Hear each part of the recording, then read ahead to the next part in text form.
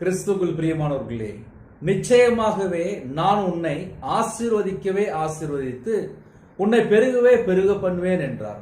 இந்த இரவு நேரத்திலே கர்த்தருடைய பிள்ளைகள் யாரெல்லாம் இணைந்திருக்கிறீங்களோ, நம்ம குடும்பம் ஆசீர்வதிக்கப்பட வேண்டும், நம்ம குடும்பம் பலுகி பெருக வேண்டும். இரவு நேரத்தில் ஜெபிக்க போயிடும். கேளுங்க, என் குடும்பத்தை ஆசீர்வதிங்கப்பா. ஒரு குடும்பம் தேவன் ஆசீர்வதிக்கும் போது அந்த வீட்டுள்ள தரித்திரம் மாறிடும், கடன் பிரச்சனை மாறிடும், உபத்திரம் மாறிடும், வேதனை மாறிடும், சஞ்சலம் நீங்கிரும், தலைமுறை சாபம் எதுவுமே இருக்காது. நம்ம குடும்பத்தை தேவன் ஆசீர்வதிக்கும் போது எல்லாமே மாறிடும். ஹல்லேலூயா. அர்ப்பணிப்போமா? கண்களை மூடி நாம் இருக்கிற இடத்திலே ஜெபம் செய்வோம்.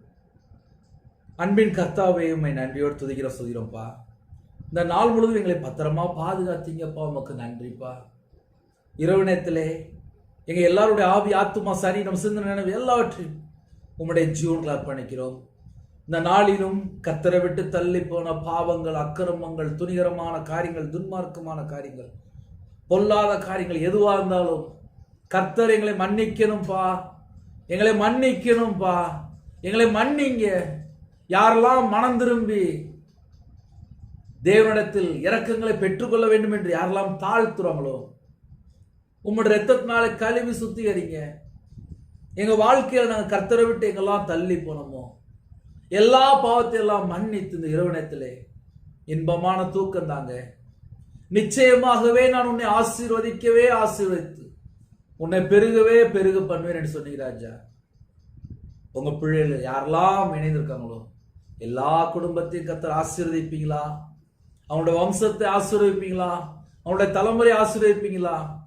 எந்த குடும்பத்திலே கடன் பிரச்சனை, உபத்திரம், பாடுகள், பலவிதமான இக்கட்டான சூழ்நிலை ஜெபிக்கிறாங்களோ எல்லா இக்கட்டுகள்லாம் நீக்கி உங்க பிள்ளைகளை பரிபூர்ணமா ஆசீர்வதிங்க.